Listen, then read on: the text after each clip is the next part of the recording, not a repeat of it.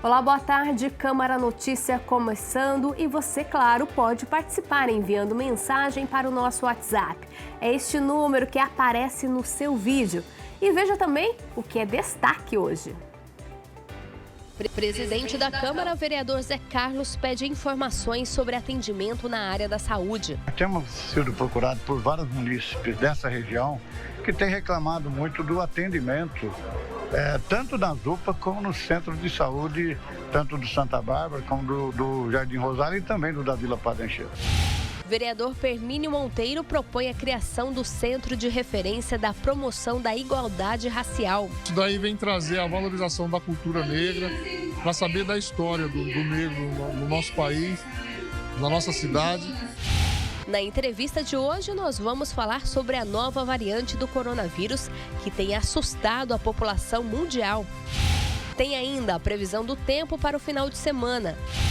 E os eventos na cidade de Campinas para você aproveitar sem mexer no bolso. Fique com a gente, o Câmara Notícia já está no ar.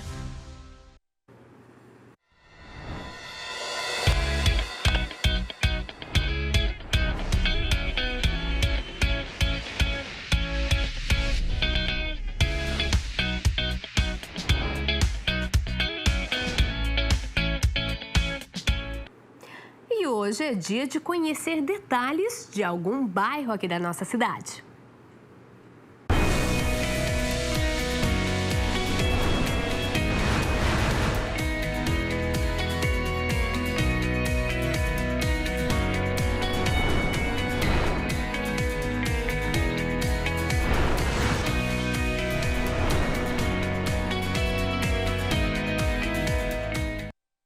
No meu bairro, na TV desta sexta-feira, a gente vai conhecer um pouco da história da Chácara da Barra. É lá que fica a sede do Espaço Cultural Ateliê Casa, que tem um projeto super legal. É o Projeto Acho. Quer saber mais detalhes? Então bora para lá com o André Aranha, é ele que está lá no local. André, boa tarde, conta pra gente. Aí um espaço que realmente vale a pena conhecer. Com certeza, Viviane. Boa tarde para você, boa tarde para todo mundo. É um espaço bem bacana. A gente vai falar muito a respeito deste espaço que é o Ateliê Casa, onde é desenvolvido, onde é realizado o Projeto Acho. Bom, antes, como você disse, é importante frisar também que eu estou aqui na Chácara da Barra, um bairro bastante tradicional aqui da cidade de Campinas, que fica na zona leste da cidade, região macro-central, pertinho do Taquaral, do Cambuí, do bairro Flamboyant. Então, quer dizer, muito bem localizado aqui este bairro, a Chácara da Barra. Bom, e como você frisou aí no início da nossa reportagem, eu estou aqui, vou mostrar bastante a respeito do Espaço Ateliê Casa, do Projeto Acho, bater um papo com a Estefânia. A gente conversou bastante, inclusive, antes do início da reportagem, a respeito do local, a respeito do espaço, apaixonada por fotografia. Enfim, aqui o pessoal pode encontrar, inclusive, fotografias. A gente vai falar sobre a exposição, que são coletadas, resgatadas por catadores de lixo reciclável. Olha só que coisa interessante. Quem vai explicar pra gente direitinho, falar todos os detalhes é a Estefânia. Tudo bem, Estefânia? Boa tarde. Muito obrigado por atender a nossa equipe. Boa tarde, muito obrigada pelo convite. Fico feliz de falar sobre o Projeto Acho, que é muito importante para a gente e para as pessoas que trabalham junto. Obrigada. Perfeito. Conta pra gente. A gente vai começar, inclusive, já a rodar imagens, não é, que foram feitas aí pelo Cristiano Ribas, a respeito deste espaço, a respeito deste projeto, o Projeto Acho. Gostaria que você explicasse para o pessoal que está em casa, que ficou curioso, o que é exatamente o projeto. Então, o Projeto Acho, ele nasce em 2014. Eu tirava fotografias de casas abandonadas. E aí, nesse processo, eu me encontro com o catador de lixo reciclado, o JB. E nesse instante, o JB, a gente achou fotos nessa casa abandonada e ele falou que ele achava muita fotografia na rua e que essas fotografias ele juntava junto com papel, porque elas não serviam como material reciclado. Perfeito. Então, ele juntava isso como papel, mas Aí eu falei para ele se ele poderia separar essas fotografias para mim. E aí o JB começou a separar fotografias e entregar no meu prédio, que era aí no centro da cidade. São 7 catadores Hoje em dia são 7 catadores de reciclado que estão colaborando com o projeto Acho. E é uma parceria com vocês, é isso? Sim, é isso? uma parceria com a gente. Eles separam esse material, separam do reciclado que eles encontram e a gente faz uma troca por quilo de material, né? De fotografias, mas aí são fotos rasgadas, são fotos manchadas, tem 3x4, então todo o material que é fotográfico que não serve como papel, ele vem para o arquivo. Inclusive eu ia perguntar para você a respeito dessa situação, Stefânia, porque devem chegar todos os tipos de fotos, né? Às vezes a foto um pouco mais conservada, às vezes nem tanto. Como que funciona daí? Como que é o trabalho que é realizado? Então, essas fotografias que chegam, a gente vai separando, mas a catalogação do arquivo aqui é por catador. Então, tem a caixinha que o JB entregou, a caixinha do Ado, a caixinha do Renato, da Vila Brandina. E aí, isso vamos arrumando, mas todo o material é aceito, todo o material é interessante. Você pode ficar sócio do arquivo, Stefânia? Sim, e a ideia do arquivo também é para conseguir um apoio, porque é um projeto que nasceu com meu trabalho artístico e com a Fabiana Bruno, que é a professora Unicamp, que é ela que deu esse nome para o arquivo, que Arquivo Coleções de Histórias Ordinárias, porque não são grandes histórias, mas são as histórias de todos nós e de alguma família que não soube o que fazer com esse material, com esses álbuns e jogou fora o lixo. Já não tinha mais ligação com essas fotografias. Então isso é descartado. Ô, Stefânia, como que é? Você vai até o local da reciclagem, é isso? Eu vou até o centro reciclado e aí eles me mostram o material que eles separam e aí a gente traz aqui para o arquivo. Aí a gente limpa um pouco e coloca nessas caixinhas de plástico para conservar melhor. Quando que surgiu o projeto? O projeto, com a parceria com a Fabiana Bruno, foi em 2017. 2017. E a partir disso, da Fabiana estar junto, ele abriu esse material para os artistas e pesquisadores de imagem. Então, hoje tem 30 artistas que estão trabalhando com esse material para produzir obras de arte, né? Para dar outra vida. Sim. E tem site, tem Instagram, tem tudo. Tem tudo. É importante a divulgação, né? Sim. Tem o site Acho Imagens e tem o Instagram também Acho Imagens, que é uma coisa mais diária que eu vou colocando as fotografias que chegam, alguns detalhes. Qual é o Instagram? É Acho, linha baixa, Acho Imagens. Acho, underline, imagens. Underline imagens. Perfeito. Bom, já teve inclusive exposição no MAC, né?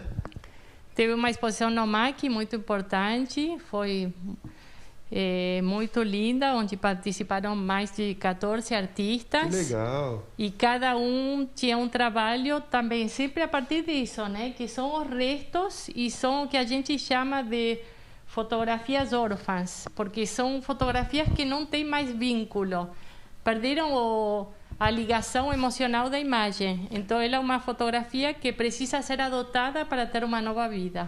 O que eu estou achando legal, até eu falei, né, eu estava brincando com o Cristiano, a gente é da geração que chegava na casa do avô, da avó. Sim. Eu pedi pro Cris mostrar aqui pra gente.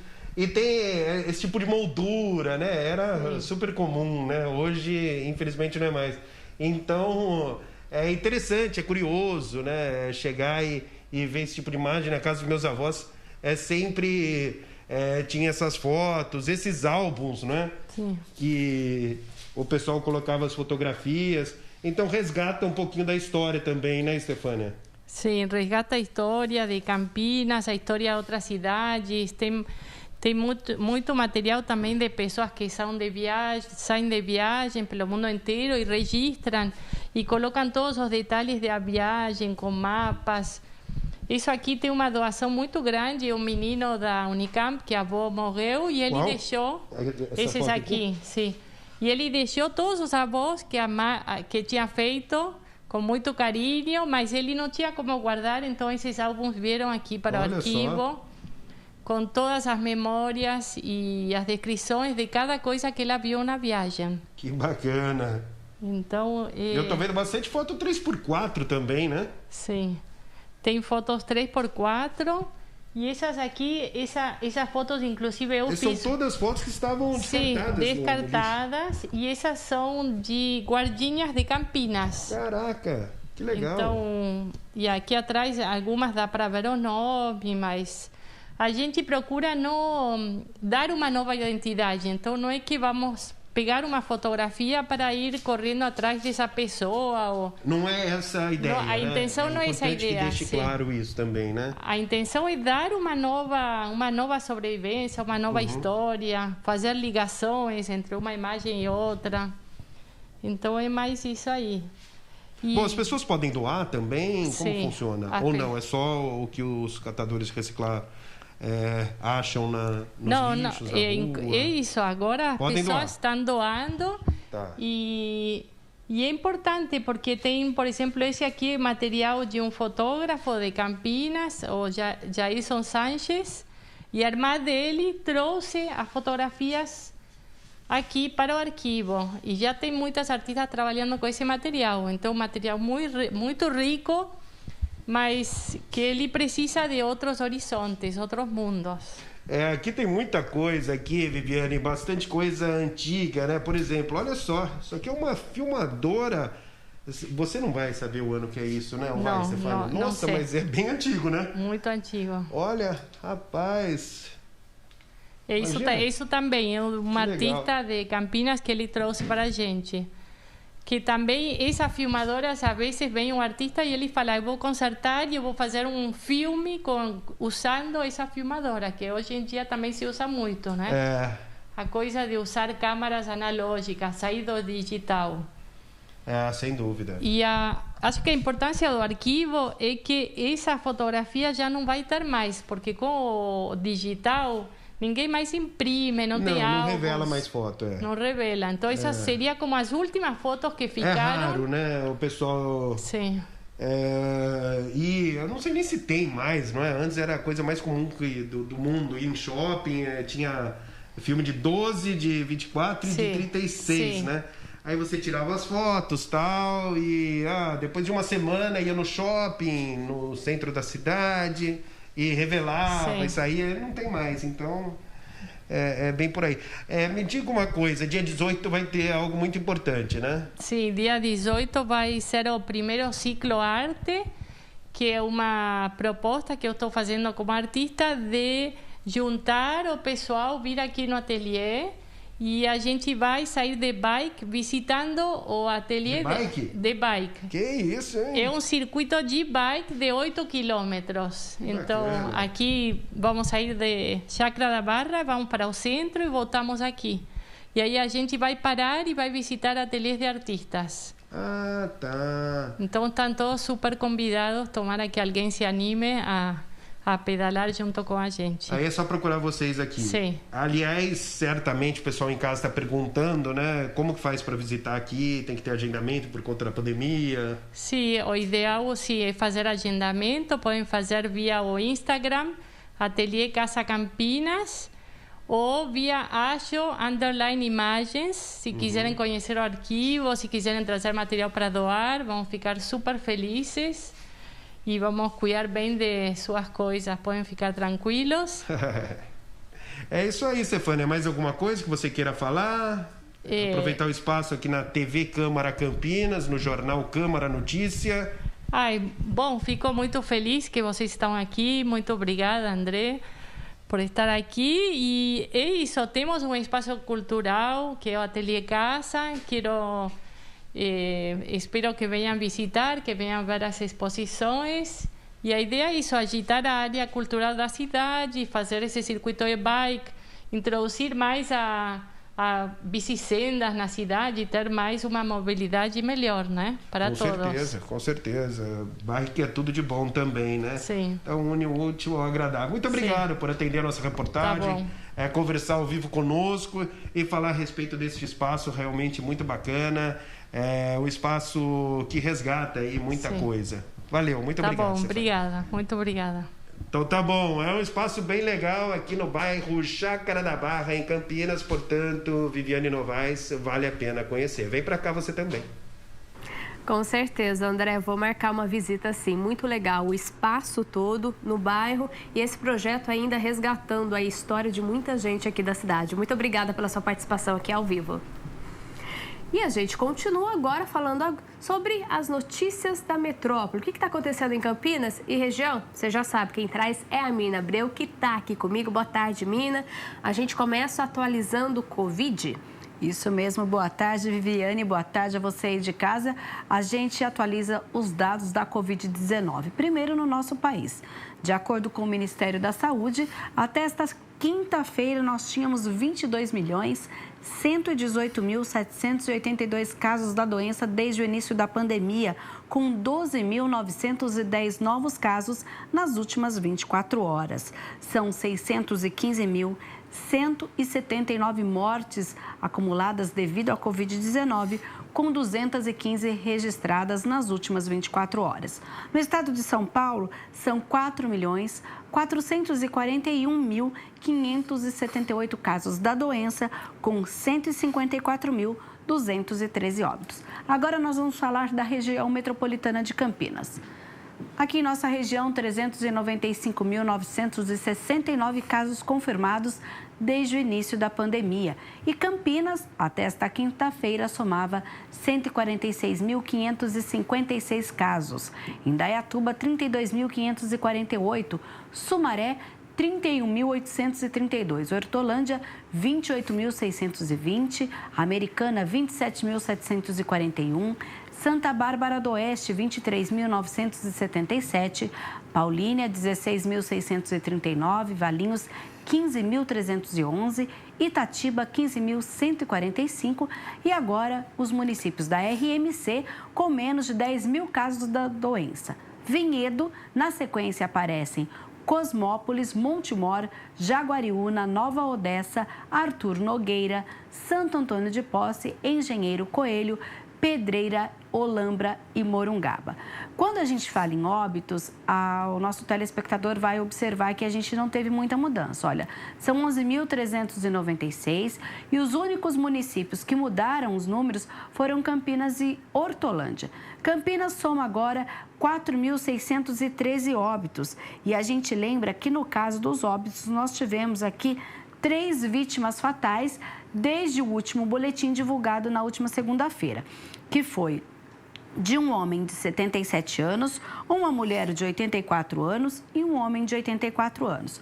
Sumaré, 1.002 óbitos, Americana 854, Santa Bárbara do Oeste 820, Indaiatuba 799, Hortolândia teve um óbito, 700, somando agora então 748, Valinhos 413 no total, Itatiba 325, Paulínia 307 e na sequência nós temos aí Nova Odessa, Montemor, Vinhedo, Jaguariúna, Cosmópolis, Arthur Nogueira, Pedreira, Santo Antônio de Posse, Engenheiro Coelho, Morungaba e Olambra. Lembrando que a gente aparece aqui na nossa tela os municípios não em ordem alfabética, e sim de acordo com o número de casos e também de óbitos. Estes aí foram os números de casos, né, os novos registrados e também de mortes. E tem também atualização em relação aos leitos. Temos sim. De acordo com a prefeitura que emitiu o boletim nesta quinta-feira, a cidade tem 74 leitos de UTI Covid, dos quais nós temos aí a ocupação de 50, o que representa 67,6% de ocupação na cidade. Temos ainda 88 pacientes internados em leitos de enfermaria Covid. No leito de UTI, a divisão acontece da seguinte forma aqui em Campinas. SUS Municipal tem disponível 29 leitos, dos quais 20 ocupados. No SUS Estadual, 10 leitos, todos ocupados. E na rede particular, dos 35 leitos disponíveis, 20 estão ocupados. E a gente volta a falar também de vacinação, né? O objetivo sempre é de diminuir o número de casos, o número de mortes e também disponibilizar vagas de leitos. Aí, para isso, tem que vacinar. E de acordo com o último boletim, Campinas já aplicou 1.992.751 doses de imunizantes, sendo que destas, 962.210 receberam a primeira dose, 843 receberam 2 doses ou a vacina de dose única. A gente lembra que, inclusive, essa de dose única vai precisar da segunda dose. A gente também tem a medida ontem anunciada pelo governo do estado de São Paulo, que, ao contrário dos 5 meses para a dose adicional, agora esse intervalo vai ser de 4 meses. E também temos aí, falando em dose adicional, 131.698 pessoas que já foram imunizadas com a terceira dose. A gente lembra, inclusive, que ontem a gente teve já uma primeira ação lá do Centro de Saúde do Tancredão, que vacinou alunos de uma escola estadual. Foram 305 doses aplicadas, entre primeira dose, segunda dose, pessoas que estavam aí com digamos assim, com o imunizante atrasado em relação à Covid-19. O público-alvo são os adolescentes, entre 12 e 17 anos, já que a gente está com uma cobertura vacinal para essa faixa etária bem abaixo do esperado. Então, a expectativa é que a Secretaria de Saúde faça essa ação em outras escolas estaduais do município de Campinas, em parceria com o governo do estado, para poder também aumentar essa cobertura aqui em Campinas. E, Mina, não tem como dizer, né? A Covid é uma das doenças que mais preocupam neste momento. Só que a gente tem que lembrar que tem outras também. Este é um período que a dengue já está começando aí a fazer alguns casos, por isso precisa prevenir, precisa limpar os quintais, enfim. Isso mesmo, e por isso, inclusive, a Secretaria de Saúde emitiu um alerta. É o alerta número 22, que aponta em quais bairros há maior incidência de casos de dengue em Campinas. Olha, Cidade Jardim, Jardim Baronesa, Jardim Capivari, Jardim Eulina, Jardim do Lago 2 e Mansões Santo Antônio são os bairros que recentemente registraram mais casos da dengue na cidade. Por isso, você que mora em Campinas e região, isso vale para todo mundo, gente. Vamos eliminar os criadouros. Agora começa o período de chuvas. A gente lembra até que ontem falamos da Operação Verão e é o tempo perfeito para que, então, o mosquito Aedes aegypti faça aí, põe os ovos em locais onde há água limpa, água parada. Então, você que tem vaso, tem garrafa no quintal, tem pneu no quintal ou qualquer brinquedo de criança que às vezes a gente esquece e pode ser um local em que acumula água. Você tem piscina em casa, agora chegou o verão, olha, muito cuidado com todo local que possa ser um reservatório para que então o mosquito Aedes aegypti ponha os ovos. Então, olha, atenção, você faz parte, inclusive, Viviane, a gente tem aí números que 80% dos criadouros de dengue que existem na cidade de Campinas são em residências. Então, é preciso que cada um agora tenha a sua responsabilidade também, além, claro, das ações de saúde pública. E é como você disse, né? Até um brinquedo que a gente acha inofensivo pode acumular água e virar criadouro do mosquito. Aquela tampinha de refrigerante já é perfeito se tiver água, calor, sujeira, enfim, vira ali a casa do mosquito. Então, vamos todo mundo prevenir, cuidar, né? Se ajuda e ajuda o vizinho também. E falando em ajuda, tem boa notícia aí, campanha Natal já está arrecadando alimento. Já, olha, a gente lembra que a campanha vai até o próximo dia 20, mas nós já temos 32,3 toneladas de alimentos arrecadados. Olha, um aumento de 12% em relação à última semana. Nós temos, inclusive, já a distribuição desse material. São 1.975 cestas básicas que já foram distribuídas para as famílias em vulnerabilidade social. A gente lembra que a arrecadação acontece, ela vai para o banco de alimentos que fica na SEASA e lá, desse banco de alimento, vai para as instituições e organizações nas comunidades e aí é feita a entrega por essas instituições. A gente lembra que essa campanha é uma parceria da Prefeitura com a Associação Paulista de Supermercados. E alguns supermercados e hipermercados aqui da cidade são pontos de coleta. Nós temos aqui o Pão de Açúcar, das unidades Barão Geraldo Guanabara, Savenhago, na Vila João Jorge Botafogo, o supermercado Taquaral, Pague Menos, Dalben, Galassi, Iga, Covabra. Temos os postos de combustíveis também que entraram nessa campanha e, claro, a Câmara Municipal de Campinas. Você que passa aqui pela Avenida da Saudade 1004, pode deixar a sua doação também aqui na recepção. A gente tem uma caixa lá, escrito Natal Sem Fome. Você pode deixar 1 quilo de alimento perecível, que ele também será destinado ao Banco de Alimentos, para que então faça a distribuição entre as famílias vulneráveis aqui da cidade de Campinas. Mirna, falar agora de apresentação de ginástica rítmica. Todo mundo pode participar e ir lá conferir? Isso mesmo, a gente tem aí a volta das atividades artísticas e também esportivas. Por isso, neste domingo, acontece o 14º Festival de Ginástica Rítmica, promovido pela Secretaria Municipal de Esportes, a partir das 10 horas, no Ginásio de Esportes do Taquaral. A ideia é reunir 60 alunos das praças esportivas de Campinas, com idade entre 5 e 16 anos, com apresentações presenciais, uma vez que, claro, a gente lembra que nos últimos 2 anos essas apresentações ocorreram de forma virtual devido às restrições da pandemia.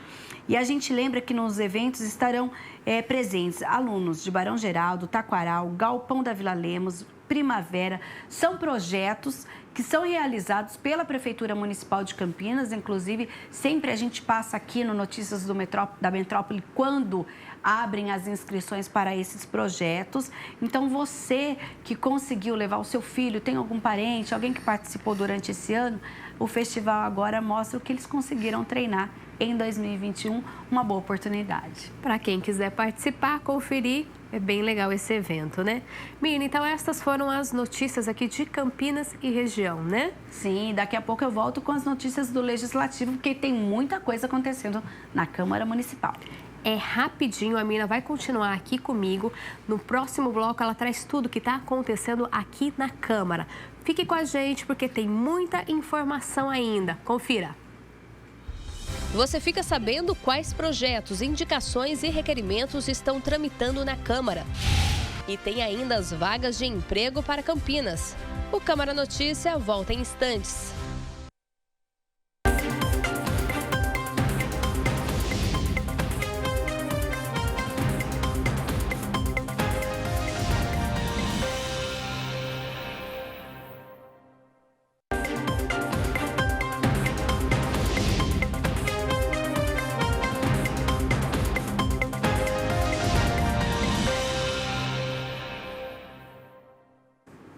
E eu continuo aqui com a Mirna Abreu, que agora vai trazer para a gente tudo o que está acontecendo aqui na Câmara de Campinas. E a gente começa já dando uma boa notícia para o pessoal do Campo Grande. É isso mesmo, para os distritos do Campo Grande e Ouro Verde, porque nesta semana a Alesp, a Assembleia Legislativa do Estado de São Paulo, aprovou um projeto que cria nos 2 distritos cartórios. A proposta é do Tribunal de Justiça de São Paulo e solicita autorização para a construção dos 2 cartórios oficiais de registros civis das pessoas naturais e tabelião de notas nas 2 regiões. Durante a 32ª reunião ordinária, o vereador Igor Diego usou o microfone de à parte para falar sobre o assunto. Na condição de presidente da comissão que visa acompanhar a instalação dos cartórios, Distrito Campo Grande e Ouro Verde, eu trago uma notícia que acaba de ser atualizada hoje. Foi aprovado o projeto na Assembleia Legislativa do Estado de São Paulo, tá? O projeto de autoria do Tribunal de Justiça do Estado de São Paulo. Então é um passo importante que encaminha agora para o Dória sancionar. Obrigado. Parabéns, vereador, pela tua luta. Ao todo, foram aprovados 4 novos cartórios. 2 cartórios de registro civil e tabelião de notas, um no distrito do Ouro Verde e outro no Campo Grande, para atender moradores de 100 bairros de Campinas.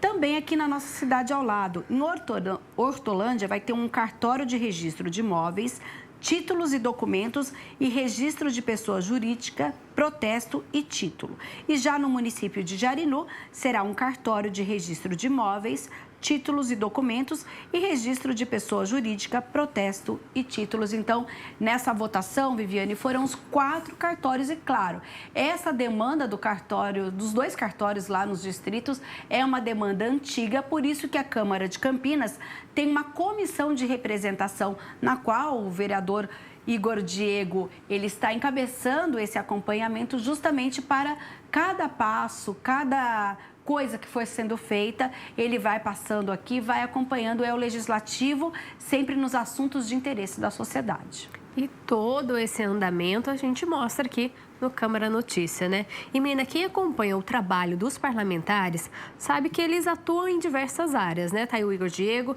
lutando por cartório, agora é o vereador Zé Carlos, presidente aqui da Câmara, querendo aí informações sobre centros de saúde. Ele quer saber sobre o atendimento médico em 3 unidades aqui de Campinas, do Jardim Rosália, Parque Santa Bárbara e na UPA do Padre Anchieta. O vereador Zé Carlos fez um requerimento solicitando esclarecimento sobre os motivos das reclamações do mau atendimento nos centros de saúde dos bairros Jardim Rosália e Parque Santa Bárbara e UPA Padre Anchieta. Temos sido procurados por vários munícipes dessa região que têm reclamado muito do atendimento, tanto nas UPAs como no centro de saúde, tanto do Santa Bárbara como do Jardim Rosália e também do da Vila Padre Anchieta. Então nós estamos fazendo esse requerimento para saber os motivos do mau e do péssimo atendimento que esses postos de saúde têm dado à população que lá buscam solução para o enfrentamento daquilo que eles sentem, doença e coisa desse tipo. O vereador Zé Carlos quer saber se as reuniões de trabalho são realizadas em horário de expediente em detrimento ao atendimento ao público. O parlamentar também solicita informações para saber os nomes, matrículas e funções de médicos, enfermeiros e funcionários nos últimos meses. Outro requerimento protocolado pelo vereador Zé Carlos solicita informações sobre atendimento médico na UPA Padre Anchieta. Também problema de atendimento. E nós fizemos um requerimento ao prefeito municipal para que ele cumpra a determinação daquela lei que nós fizemos, que é a colocação do nome dos médicos e dos coordenadores que estão no plantão naquele momento. Então, a população tem reclamado da falta de atendimento, tanto de médico como também de outros profissionais da área da saúde. O parlamentar diz que neste momento de pandemia, muitas outras doenças foram deixadas em segundo plano.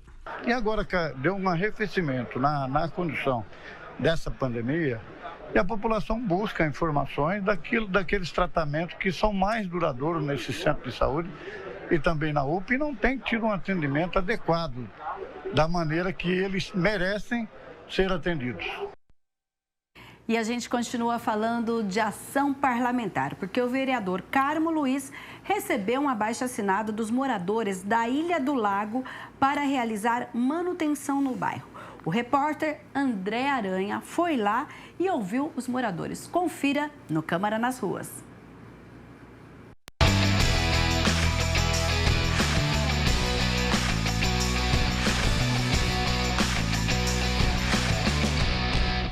Carlos é comerciante, dono de um bar na Ilha do Lago. Via seus clientes com dificuldades de chegar ao local. A gente tem um comércio aqui, o bairro aqui é muito bom, entendeu? A gente tem um comércio, mas a gente precisa dessa infraestrutura para a chegada do pessoal, né? A gente traz pessoas de outros bairros para privilegiar nossos eventos. Então a gente precisa muito aí de uma infraestrutura boa do bairro. E olha, ao todo foram 120 assinaturas dos moradores daqui da Ilha do Lago, pedindo a manutenção principalmente de 2 ruas aqui da região. Esse abaixo-assinado foi entregue ao vereador Carmo Luiz. A partir daí, o vereador solicitou à prefeitura para tapar buracos e a solicitação está sendo atendida. Inclusive, as máquinas estão no local, olha aí. Na verdade, nós estamos aqui na Ilha do Lago, um dos bairros da cidade de Campinas, um dos núcleos da cidade de Campinas. Um dos 400 núcleos da cidade de Campinas que vivem nestas condições em que vocês estão vendo. São condições precárias, falta de qualidade de vida, de dignidade humana, porque quando não tem asfalto na sua rua, falta dignidade humana.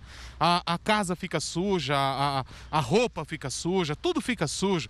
No dia de barro, no dia de chuva é muito barro e no dia de poeira é muita poeira. Então a luta dessa população é pela dignidade humana do asfalto. Hoje o que nós conseguimos fazer através da Secretaria de Serviços Públicos, aliás, somos gratos ao secretário de Serviços Públicos. Nós temos aqui atrás, não está sendo filmado, talvez apareça na entrevista, um amigo morador desta comunidade que é cadeirante, é um dos cadeirantes que moram nesta população. Só por ele valeria todo o asfalto de toda essa comunidade. A situação aqui estava bem crítica, porque a rua, além de ser de terra, devido a essas fortes chuvas que teve no momento, ela causou muito buraco e estava dificultando muito o nosso acesso. Embora eu também seja cadeirante, ainda tinha uma dificuldade maior, mas também para carro e até para as pessoas passar estava difícil.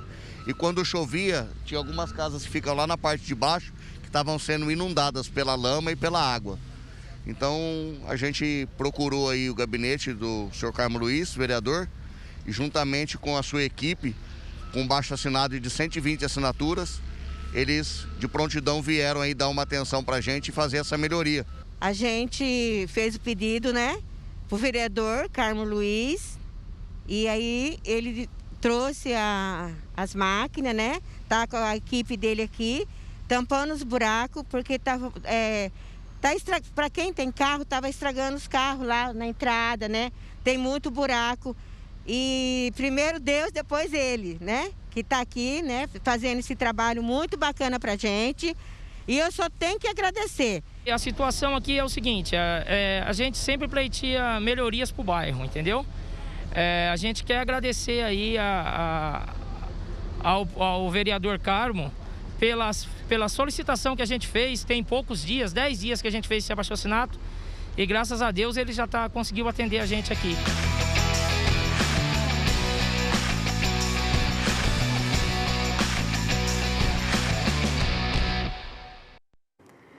E, menina, a gente fala agora sobre projetos protocolados aqui na casa. Isso, e um deles é de autoria do vereador Permínio Monteiro, que institui aqui em Campinas a criação do Centro de Referência da Promoção da Igualdade Racial.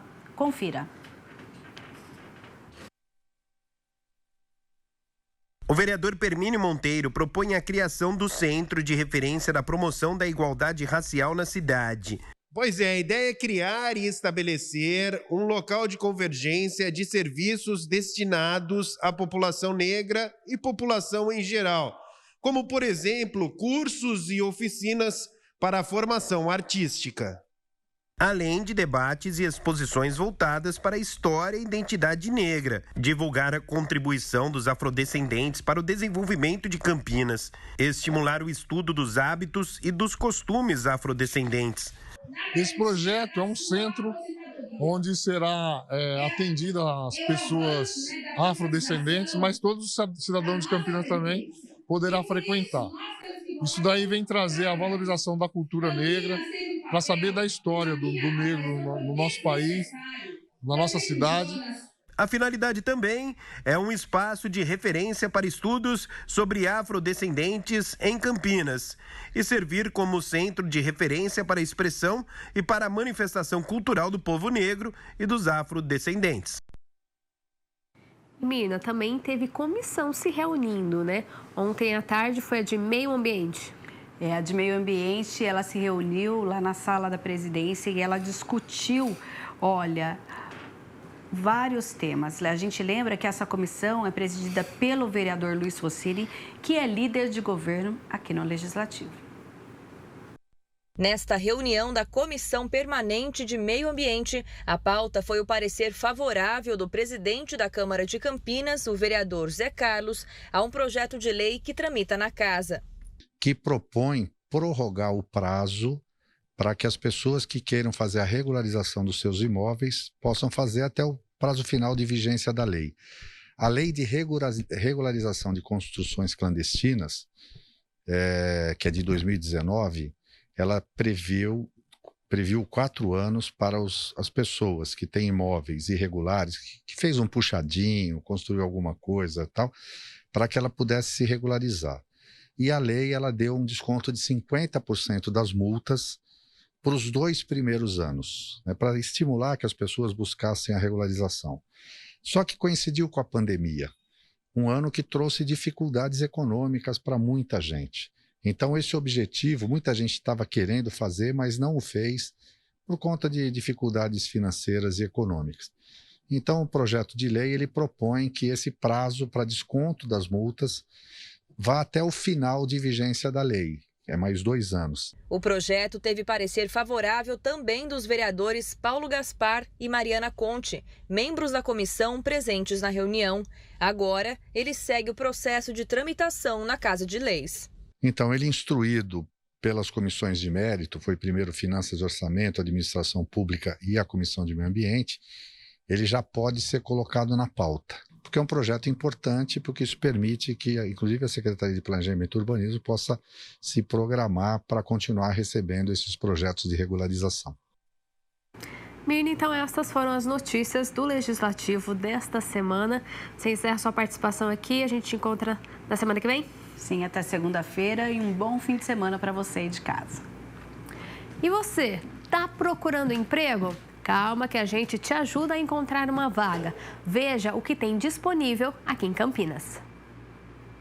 O Centro de Apoio ao Trabalhador de Campinas está com vagas abertas para açougueiro desossador, ajudante de carga e descarga, ajudante de eletricista, analista financeiro, analista fiscal, assistente de serviço de contabilidade, atendente de lanchonete, auxiliar administrativo, auxiliar de cozinha, auxiliar de desenvolvimento infantil, auxiliar de manutenção predial, auxiliar de mecânico de ar-condicionado, auxiliar técnico de refrigeração, calceteiro, churrasqueiro, encarregado de obras, estoquista, farmacêutico, fiscal de prevenção de perdas, garçom, instalador de tubulações, jardineiro, mandrilador, mecânico de manutenção de bombas centrífugas, mecânico de refrigeração, montador de estruturas de aeronaves, motorista de caminhão, operador de caixa, operador de máquina de dobrar chapas, pizzaiolo, técnico em segurança do trabalho e vendedor interno. Para mais detalhes das vagas disponíveis, basta entrar no site cepat.campinas.sp.gov.br. O atendimento presencial do CEPAT é realizado apenas com agendamento, que deve ser feito também pela internet no site do Portal do Cidadão. Estudar e observar os céus é uma paixão de milhares de anos atrás. Mas com a tecnologia das câmeras de hoje em dia, é possível não só olhar, como também registrar tudo em fotos incríveis. E acredite, tem umas dicas de como fazer imagens lindas usando o celular ou um tablet, por exemplo. Vamos acompanhar no Giro Ambiental de hoje com a Mariana Meira.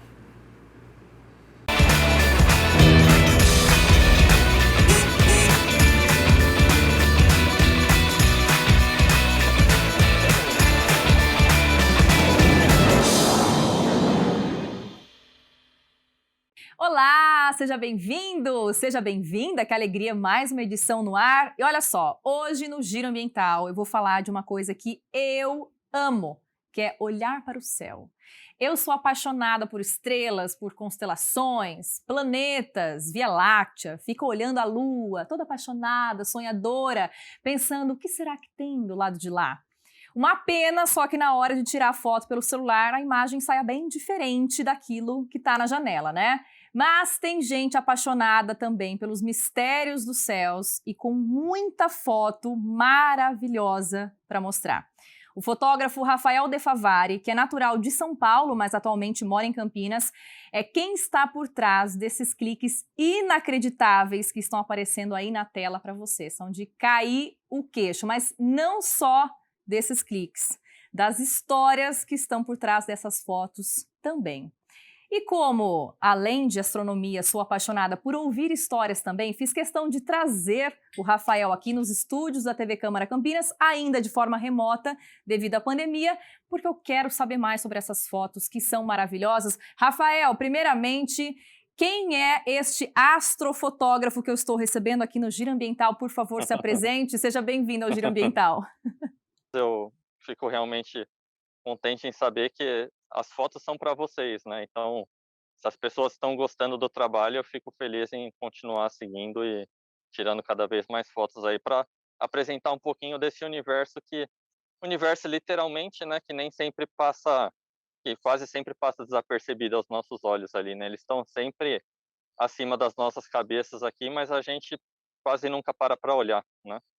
Pois é, quase nunca para olhar. Isso é um privilégio, a gente parar um pouquinho para olhar, né? Rafael, antes de mais nada, queria conhecer um pouquinho dessa história. Você já está há uns anos fotografando o céu. Como é que começou esse hobby? Porque, na verdade, você é engenheiro mecânico, é isso mesmo?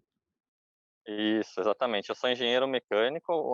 Essa paixão por fotografia, na verdade, começou bem depois da faculdade. Eu já estava cursando a faculdade. E aí eu tive uma época que eu fui viajar, eu tive a oportunidade de fazer um intercâmbio, então eu morei um ano fora, e eu comecei a ver muita coisa lá que eu queria compartilhar com as pessoas, e aí eu comecei a tirar foto para poder compartilhar com elas, né? E nesse meio tempo, enquanto eu estava aprendendo sobre fotografia, por um acaso, na internet, olhando, eu comecei a ver fotos de nebulosas e galáxias, e eu vi que as pessoas descreviam, olha, isso daqui eu tirei com um telescópio e foi do quintal de casa. Falei, não é possível, não dá para acreditar numa coisa dessa. Eu comecei a ir atrás, né? Comecei a pesquisar, comecei a ver sobre telescópios, aprendi muita coisa. Depois de um ano assim de estudar bastante, aí eu comprei meu primeiro telescópio, minha primeira câmera mais profissional, vamos dizer assim. E aí eu comecei com esse tipo de fotografia. E uma vez que você começa, o bichinho te morde, e aí é um caminho sem volta. Agora, a gente olha a foto, a gente pensa que o fotógrafo foi lá, né, viu o céu daquele jeito como estava, tirou foto e falou, nossa, que lindo. Não, tem todo um bastidor que dá um pouco de trabalho, né? O que precisa para uma foto dessa ficar pronta? São algumas horas, talvez, né?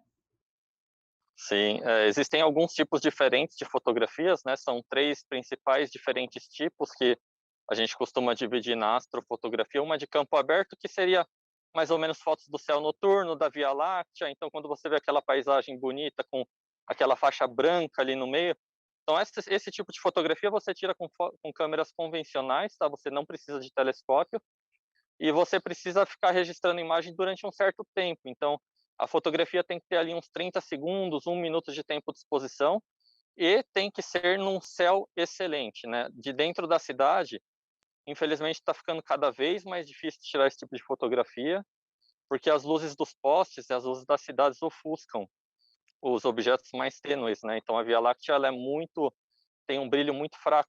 E aí, saindo dessa área urbana, quais foram os cantinhos mais longínquos, mais inusitados em que você já se meteu para fotografar?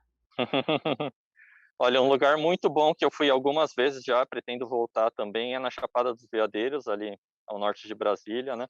Ela é relativamente perto de Brasília, está umas 3 horas de carro e o céu de lá já é excelente. Aqui na região de São Paulo, tem uma região ali entre São Paulo e Rio de Janeiro, entre os estados de São Paulo e Rio de Janeiro, tem ali região de Cunha, Paraty, Parque Nacional de Itatiaia, uma região também que está relativamente protegida das luzes das cidades, né, até agora. Então, a gente consegue fotos excelentes ali dessas regiões também. E interiorzão de São Paulo, né? Quanto mais afastado ali das cidades você vai, melhores fotos você consegue, mais você consegue ver essa Via Láctea olhando também.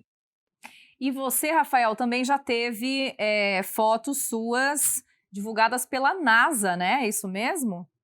Sim, é isso mesmo. Que legal. Quase finalizando a nossa entrevista agora, Rafael, queria comentar do nome do nosso quadro, né, que é Giro Ambiental. A gente sempre traz o contexto do meio ambiente. Você comentou de uma coisa muito importante, que é o da sujeira da cidade, da luz da cidade, que torna essa fotografia difícil, né, de ficar da forma como a gente está mostrando para as pessoas. Fica muito claro que a astrofotografia depende de um meio ambiente limpo. Portanto, o seu pedido é que as pessoas parem de poluir o meio ambiente para que fotos assim continuem ficando bonitas, né? Com certeza. Esse termo tem um nome, né? Ele é chamado de poluição luminosa. E ele não atrapalha unicamente as fotos, ele atrapalha também diretamente o bem-estar dos animais, porque tem muitos animais que dependem da luz noturna, né, para fazer o seu ciclo diário, não só de sono, mas também dos animais noturnos propriamente ditos. Então, quando você começa a inundar as regiões com luz, você perde tanto o seu céu noturno, o acesso a ele, quanto esses animais perdem a sua liberdade ali de ir e vir no seu habitat natural e nas suas horas de descanso, enfim. E aí acaba tendo implicações que muitas vezes podem levar, né, até a extinção de algumas espécies, né, que dependem exclusivamente disso. Então é um assunto que influencia todos, né? E se influencia os animais, vai acabar influenciando em algum momento a gente também, lá na frente. Né? Sem dúvida. E eu acho que a própria pandemia também trouxe à tona essa discussão, né, Rafael? Porque com o confinamento, né, que a gente passou principalmente em 2020, as pessoas olharam mais pela janela, né? A gente passou a olhar o mundo mais pela janela do que na cidade, no dia a dia, nas aglomerações que cessaram. Então, o olhar para o céu acabou sendo uma das grandes distrações. A minha, pelo menos, foi, né? Acho que para você também. Sim, a gente teve um cometa bem fotogênico, bem interessante, que passou bem no meio da pandemia, né? Vocês devem ter acompanhado as notícias do hemisfério norte. Foi um pouco melhor do que para o hemisfério sul, mas no hemisfério sul a gente teve um chamado Neowise também, que deve estar passando em alguma dessas fotos aí também. Então, são oportunidades que a gente tem que aproveitar, né? A gente teve que ficar isolado nesse tempo e conectado com o céu, a gente tem sempre uma janela aberta ali para poder estar aproveitando, né? Ficando em casa ou ficando em algum lugar isolado ali, o céu ficou sempre acessível durante esse tempo. Com certeza. E claro que eu não poderia encerrar o Giro Ambiental sem comentar também, Rafael, que além de fotos astronômicas, você também faz alguns time-lapses, inclusive aqui de Campinas, da nossa terrinha, né? Eu vi no seu site, achei muito legais os seus registros.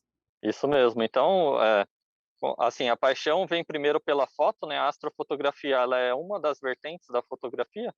E os vídeos time-lapses são derivados também de fotografias, que cada quadro desse vídeo que vocês estão vendo aí, na verdade, ele veio de uma foto única, né? Então, quando você tira várias fotos em sequência e coloca elas para reproduzir uma atrás da outra, acaba tendo essa impressão de um vídeo, né? Na verdade, o vídeo ele é isso, né? Uma série de fotografias tiradas em sequência. Então, para cada segundo de vídeo que vocês estão vendo aí na imagem, foram tiradas cerca de 30 fotos, né? São 30 fotos por segundo. Então, você faz as contas aí para 5 minutos, quantas fotos foram tiradas. Foram mais de 10 mil fotos para fazer esse vídeo, né? Que interessante, que legal. Então, aparecendo aí na tela para o pessoal acompanhar. Minha última pergunta, Rafael, porque a minha voz pode ser a voz do povo. Como, pelo amor de Deus, tirar uma foto decente do céu, tendo uma câmera, um celular razoável, sem parecer que a gente está com miopia? Sabe quando tira o óculos, fica tudo esticado assim? É possível isso? Sim, é possível. Eu vou muito resumidamente aqui explicar alguns dos principais pontos, tá? Então, eles não vão ser exatamente tudo que você vai precisar saber, mas o que a gente precisa? Você não precisa de uma câmera profissional, você pode fazer com o celular, é possível, tá? Desde que seu celular tenha primeiramente um modo manual. Então, se você conseguir mexer no tempo de exposição e no ISO, você já consegue alguns resultados bem bacanas. E você precisa, uma coisa muito importante, como são fotografias de longa exposição, na maioria das vezes, você precisa deixar seu celular ou sua câmera estático e totalmente estático durante todo o tempo da fotografia. E isso é imperativo. Então, se você apertar o botão de tirar foto com o dedo, seu celular já treme e a sua foto já sai borrada. Então, o que você precisaria fazer? Por exemplo, ligar o timer, né? Você deixa seu celular ali em cima de uma muretinha, se você não tiver um tripé, coloca o timer, coloca um tempo de exposição mais alto, tira uma foto e aí se saiu muito clara, muito escura, você vai ajustando a partir daí. É um processo iterativo, né? Mas com certo treinamento, um pouquinho de treinamento, começando com fotografias noturnas mesmo, você já vai pegando o jeito. E aí depois, quando você tiver num céu bacana, né, longe da cidade, com um céu de qualidade muito bom, aí você já vai estar um pouquinho treinado e já vai conseguir aumentar mais ainda o tempo de exposição para captar cada vez mais detalhes, né? Eu adorei essa dica, não sabia de deixar o timer, vou lembrar disso próxima vez. Rafael, aonde estão essas informações, suas fotos, seus vídeos? Pode divulgar aí suas páginas para quem quiser conhecer melhor o seu trabalho. Bom, eu tenho um site, né, rafaeldefavori.com. Ele tem algumas informações básicas ali, mas eu costumo publicar fotos basicamente no Facebook, Instagram, né? E no Vimeo também eu costumo carregar meus vídeos, né, que é /RafaDeFavari. E costumo fazer fotografias 360 do céu noturno também, que tem, entrando no site ali é possível entrar através dos links ali em todos esses portfólios, né? Tem um panorama da Via Láctea muito interessante que a gente fez aqui de Campinas, lá do Observatório Municipal Gianni Collini, e ele tem 120 megapixels, se eu não me engano, foram 18 horas de tempo total de exposição, e você consegue dar uma viajada pela Via Láctea ali, dando um zoom, vendo as regiões de nebulosas escuras, nebulosas de reflexão, enfim, você consegue dar uma viajada ali, navegando pela foto também. Tá? Também pelo endereço do site você consegue acessar esse link. Que legal, então bora todo mundo entrar, compartilhar também. Rafael, obrigada pela sua entrevista, parabéns pelo seu trabalho, vou continuar acompanhando, porque não sei tirar esse tipo de foto, então vai ser pelo seu perfil mesmo das redes sociais, tá? Imagina, espero que vocês, em algum momento vocês vão aprender, fiquem tranquilos, não é nada complicado. E treinando, sempre treinar, é importante se conectar com a natureza ali. E que em uma hora ou outra vocês vão conseguir ir pegando aos pouquinhos e fazendo fotos cada vez melhores. Legal, brigadão, viu, pela entrevista. Nada, eu que agradeço. Vamos todos olhar para o céu, porque às vezes as respostas às perguntas que a gente procura, ó, não estão aqui não, tá olhando ali, viajando na maionese. Obrigada, até logo. Tchau, tchau.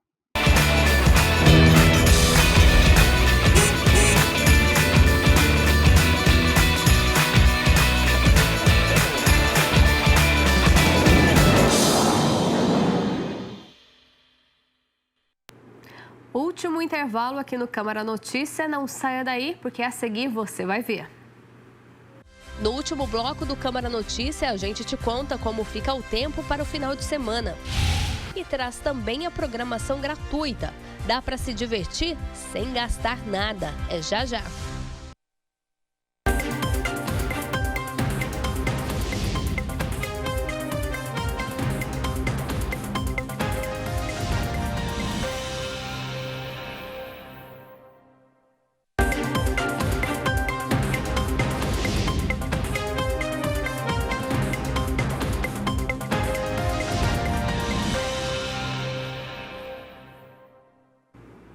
A nova variante do coronavírus, batizada de Ômicron, chegou ao Brasil.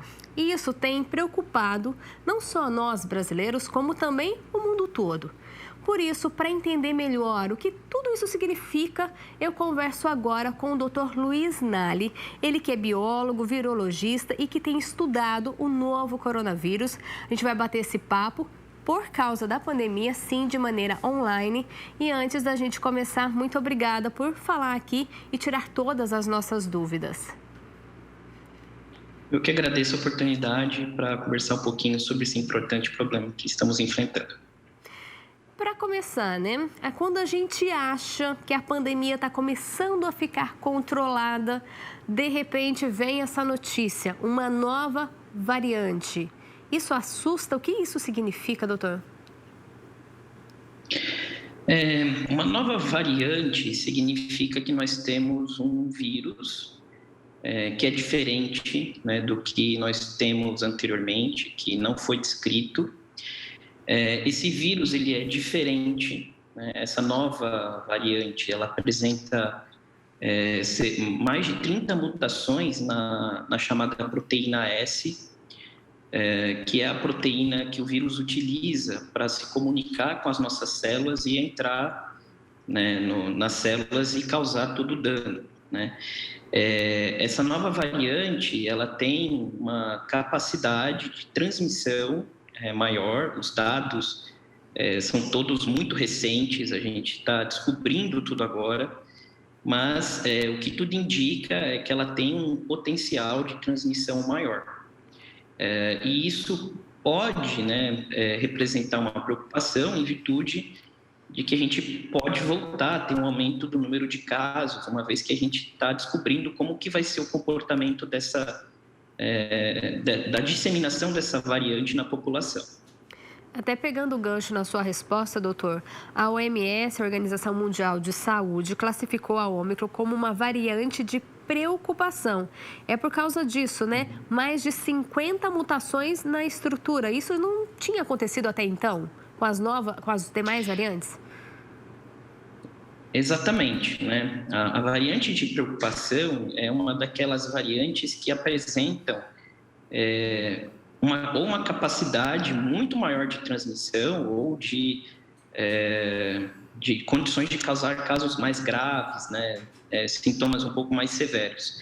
E essa nova variante, ela de fato tem mais mutações, né? E isso não foi descrito, né? Tanto a Delta, a Gama, elas tiveram menos mutações do que essa que a gente tá vendo agora. E o senhor disse, né? Pode vir aí mais contaminações por meio dessa variante da Ômicron? Por que disso? Como é que você está imaginando que vai ser? Ela é mais perigosa realmente? Na realidade, a gente não sabe ainda como que é o potencial letal dela, né? Se ela é mais letal do que as que a gente conhece anteriormente. Mas o que a gente tem visto, né? Tudo bem que essa variante ela foi descrita pouco mais de uma semana, né? Então tudo é muito novo. Mas o que a gente sabe, de fato, é que ela tem uma capacidade de transmissão maior. O que a gente tem visto na África do Sul, que foi onde surgiu, as taxas de cobertura vacinal elas estavam baixas, né? Que possivelmente poderia explicar, inclusive, o surgimento dessa variante. E ela se tornou predominante, né? Entre as outras variantes que a gente já conhece, ela se tornou a variante predominante na população, né? Num curto espaço de tempo, né? Isso é o que gera preocupação para todas as autoridades de saúde também, né? E a Organização Mundial da Saúde. E, doutor, até ia te perguntar, ela realmente surgiu na África ou ainda não dá para dizer? Porque vários outros países, de repente, começaram a falar que essa variante chegou lá. Sim. Qual que é o grande problema, né? Quando a gente detecta, né, que uma nova variante, isso significa que ela já estava circulando há um certo tempo. A gente depende de ensaios laboratoriais e de uma análise molecular para determinar se de fato essa é uma nova variante. E o que a gente observou é que essa variante ela também não veio das outras anteriores, né? Então ela não é algo que veio da Delta ou veio da Gama, ela literalmente é uma nova, né, que não tem relação com as outras, né? E quando isso acontece, né, quando a gente detecta isso, esse vírus ele já está sendo transmitido, né? Então é muito comum quando a gente detecta uma nova variante num determinado momento que esse vírus já esteja circulando na população. E isso inclusive aconteceu com as variantes anteriores que a gente conhece. E a transmissão dessa nova variante acontece da mesma forma? A forma de transmissão é a mesma, né? Como todas as outras variantes do SARS-CoV-2. O que a gente sabe é que ela tem um potencial, ela é mais fácil de ser transmitida, mas a forma de transmissão é a mesma. Os sintomas também são os mesmos, doutor? Aparentemente, sim. O que também, como é tudo muito recente, né, a gente está descobrindo tudo agora. Mas os quadros, boa parte das pessoas foram assintomáticas, né? Mas aparentemente ele está afetando pessoas que anteriormente não haviam sido vacinadas, e os sintomas eles são os mesmos, né? Dor de cabeça, uma tosse seca, possivelmente febre, né? E os quadros graves a gente ainda vai ter dados daqui para frente, mas o que tudo indica é que a gente vai ter quadros muito parecidos com... Se ela for um potencial, uma variante potencialmente letal, quadros parecidos com as que a gente viu anteriormente. E, doutor, o senhor citou vacina. As que a gente tem hoje disponíveis no mercado, elas são suficientes para essa nova variante? O que se sabe até o momento?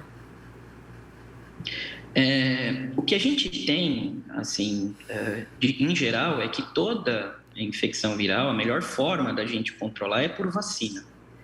Né? Isso vale para qualquer vírus, né, de uma maneira geral, e para o corona em si, ele ainda é a melhor forma da gente se prevenir.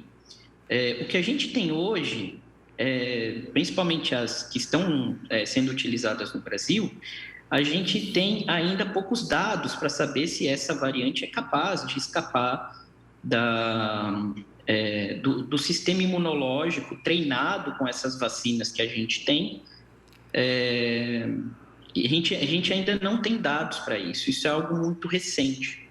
As únicas informações que a gente tem até o momento é que as pessoas que estavam vacinadas, elas apresentaram quadros leves, né? Até hoje. Então, o que a gente sabe é que, em teoria, as vacinas, elas conseguiram mudar o curso da pandemia. Isso a gente viu no Brasil, a gente viu o número dos casos caindo no Brasil e no mundo, em virtude da cobertura vacinal, principalmente também na Europa, vários países que têm cobertura vacinal acima de 80% da população, houve uma redução expressiva no número de casos e de morte. O que a gente tem que ver é como que vai ser o comportamento. A gente tem que ficar muito, de maneira muito presente, né, em saber como que vai se dar o comportamento dessa variante, se ela vai representar, se ela consegue escapar do sistema imunológico e, mesmo as pessoas vacinadas, se houver um escape, se essas pessoas vão manifestar quadros graves.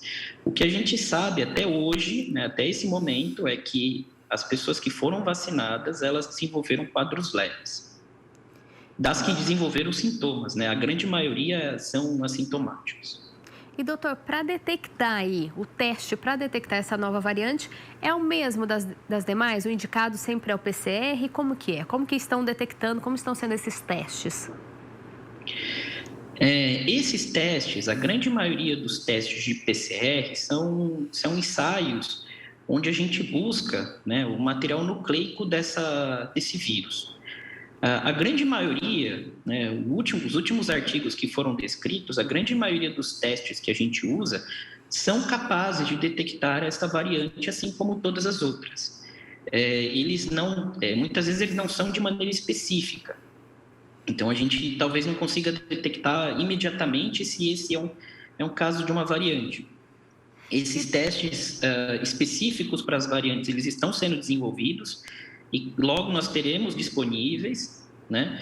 Mas a melhor forma, né, para a gente detectar essa variante é através do sequenciamento do material genético desse vírus. O Brasil ele tem diversas regiões diversos institutos extremamente bem equipados, capazes de detectar essa variante. Doutor, ainda são poucos casos aqui no Brasil desta nova variante, mas está chegando o Natal, está chegando o Ano Novo. Estas festas que muita gente se juntam, está preocupando? Com certeza, né? Porque ainda, né, a pandemia ela ainda não acabou, nós temos uma nova variante, né? Infelizmente, a gente ainda não pode, né, se desfazer das medidas preventivas, né? Então, a gente precisa continuar fazendo uso da máscara, né, de maneira correta, cobrindo o nariz e boca. A gente precisa fazer subir ainda mais essa cobertura vacinal, né, em todo mundo, né? Quanto mais pessoas vacinadas, menor é a probabilidade de circulação de vírus e menor é a probabilidade do surgimento de novas variantes. Então, a gente a gente precisa ainda manter os cuidados que a gente já tem tomado, né, desde sempre, desde o início da pandemia. Doutor, já dá para ter um cenário de 2022? Já dá para imaginar a perspectiva? Enfim, com tantas variantes surgindo, é possível que a gente volte a tudo que aconteceu lá atrás? Comércio fechando, restaurante fechando, as pessoas não sendo indicadas sair de casa. É possível que a gente viva tudo isso de novo? É algo difícil de se prever, viu? Porque a gente viu o surgimento, alguns países estão adotando novamente essas medidas, né, para impedir que a gente tenha essa disseminação dessa variante. A grande parte das pessoas que se infectaram com essa nova variante ainda foram pessoas que não tinham o esquema vacinal completo e recomendado pela Organização Mundial da Saúde. Então, é muito delicado a situação, de qualquer maneira. Então, eu enxergo que a gente tem que tomar os nossos cuidados como um todo e ficar muito atento, porque dependendo, né, se a gente tiver um número de casos elevados, talvez... não gostaria de acreditar, mas talvez seja necessário, né? Então, a gente está vendo diversos governos, principalmente na Europa, estão adotando as medidas de lockdown, né, para tentar impedir a disseminação dessa nova variante. Doutor, o senhor já falou, mas eu acho que vale a pena a gente ressaltar, reafirmar. Os protocolos de higiene continuam os mesmos e ainda tem que ser cada vez mais intensos, né? Máscara, álcool em gel, não aglomeração, tudo isso continua sendo muito importante. De fato, né? Porque o coronavírus em si, ele por incrível que pareça, ele é um vírus sensível, né? Então, se a gente faz o uso correto da lavagem das mãos, o uso do álcool em gel, a gente destrói esses vírus que estão nas nossas mãos, né? E isso impede que a gente tenha transmissão, né? A principal forma de transmissão é quando a gente fala, né? Ele é um vírus respiratório, então através do ar e das gotículas, quando a gente fala, a gente transmite esses vírus. Então, o uso das máscaras, ele se faz necessário porque impede tanto que a pessoa infectada possa transmitir, quanto a pessoa que ainda não foi infectada possa se infectar. Então, as medidas, nós não devemos abandoná-las, né? Nós temos ainda que fazer o uso delas sempre, preferencialmente, o uso de máscaras tanto em lugares abertos quanto lugares fechados, tentar evitar sempre que possível, né, as aglomerações e tomar os cuidados pessoais. Então, eu acho que isso a gente ainda não tem que se desfazer. Doutor, vou aproveitar que a gente está falando aí de coronavírus e informar o pessoal de casa uma informação que acabou de chegar aqui para a gente. A Secretaria de Saúde liberou hoje, agora há pouco, o agendamento da segunda dose da vacina contra a Covid-19 para quem foi vacinado com a Janssen. A escolha do local, dia e horário deve ser feita pela internet no vacina.campinas.sp.gov.br. Doutor, pegando o gancho aí dessa liberação da Secretaria de Saúde, essa terceira dose, no caso da Janssen, a segunda, é muito importante? Tem ajudado bastante no combate a esse vírus? Com certeza. Como eu havia mencionado, a melhor forma da gente prevenir infecções virais é através de vacinação. A história nos ensinou isso. A gente não temos mais varíola na população graças à vacinação. E como a gente está descobrindo, né, como que se dá o comportamento desse vírus, inclusive no surgimento das variantes, sempre que a gente se imunizar, né, através do programa de vacinações, a gente tem uma maior probabilidade de impedir que a gente tanto se infecte e que passe também esse vírus para pessoas queridas, né? Então, é importante que a gente sempre mantenha o esquema vacinal e se vacine o quanto antes, assim que a gente tenha a possibilidade, assim que chegar a nossa vez. Luiz Nali, eu quero aproveitar que você está participando aqui para a gente encerrar. Você que é um estudioso aí do coronavírus, qual o recado que você deixa para quem está assistindo a gente, a orientação, conselho, você que vive tudo isso de perto e está aí conhecendo esse vírus a cada dia, o que a gente precisa saber, o que a gente precisa ter de cuidado? Nós não devemos baixar a guarda, né? Então, sempre fazer o uso, né, da máscara de maneira correta, cobrindo nariz e boca, preferencialmente, né, se a gente tiver a N95 ou a PFF2, são as máscaras mais indicadas e que impedem, né, que filtram muito bem as partículas virais, né, mas na ausência delas, as máscaras, elas servem, elas ajudam, elas minimizam o risco de transmissão. Então, façam uso de máscara de maneira correta, tanto em ambiente aberto quanto ambiente fechado. Continuem, sempre andem com o seu tubinho de álcool em gel junto de vocês, sempre façam uso quando tocarem em superfícies, né? Às vezes cumprimentar alguém, a higiene pessoal ela é indispensável, né?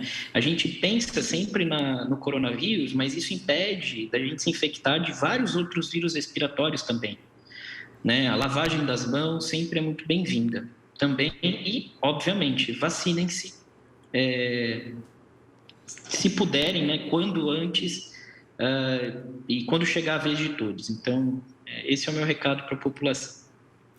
A gente conversou então agora ao vivo com o Luiz Nali, biólogo, virologista e estudioso do novo coronavírus.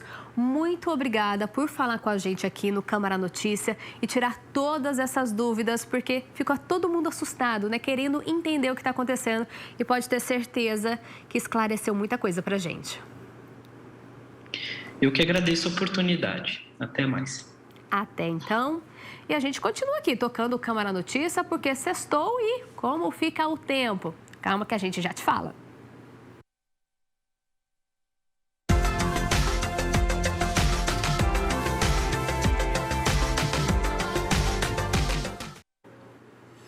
Final de semana tá aí e como será a previsão? Será que vai chover ou não? Veja os detalhes na arte que separamos para você. O sábado amanhece com temperatura em torno de 19 graus e segue com ventos moderados que ganham em intensidade ao entardecer. A temperatura máxima está prevista em 29 graus. A tendência é de predomínio de sol. Já o domingo deve ser mais quente, chegando a 32 graus e sem possibilidade de chuva. Na segunda-feira, o sol aparece com algumas nuvens e tem chances de chover durante o dia e a noite. E já que estamos falando de final de semana, vamos saber quais são os eventos de graça para sábado e domingo.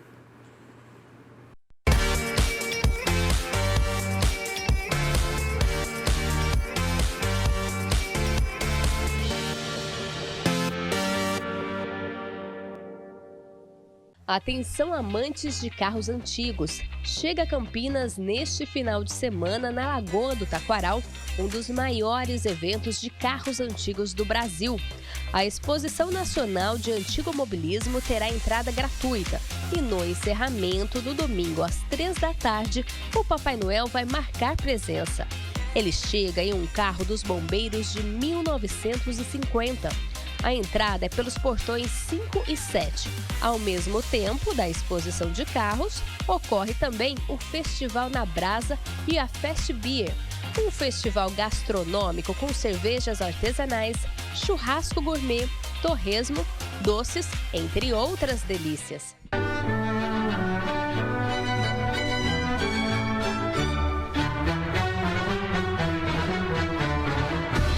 Sábado e domingo tem a apresentação da Orquestra Sinfônica Municipal de Campinas. Será gratuito na Catedral Metropolitana da cidade. No primeiro dia, o concerto será às 7h30 da noite e no segundo, às 11h45 da manhã. Após um longo período de isolamento, o Campinas Shopping preparou um Natal de encher os olhos. O visitante vai participar de experiências sensoriais, em um clima que envolve aroma, sabor e cores. A decoração conta com telas de LED coloridas, cheiro de uma ceia de Natal, iluminação interativa e mensagens natalinas de presente. As crianças podem visitar o Bom Velhinho e realizar seus pedidos de Natal de segunda a sábado, entre as 2 da tarde até as 10 da noite. Ou aos domingos e feriados, do meio-dia às 8 horas da noite, na praça de eventos do shopping.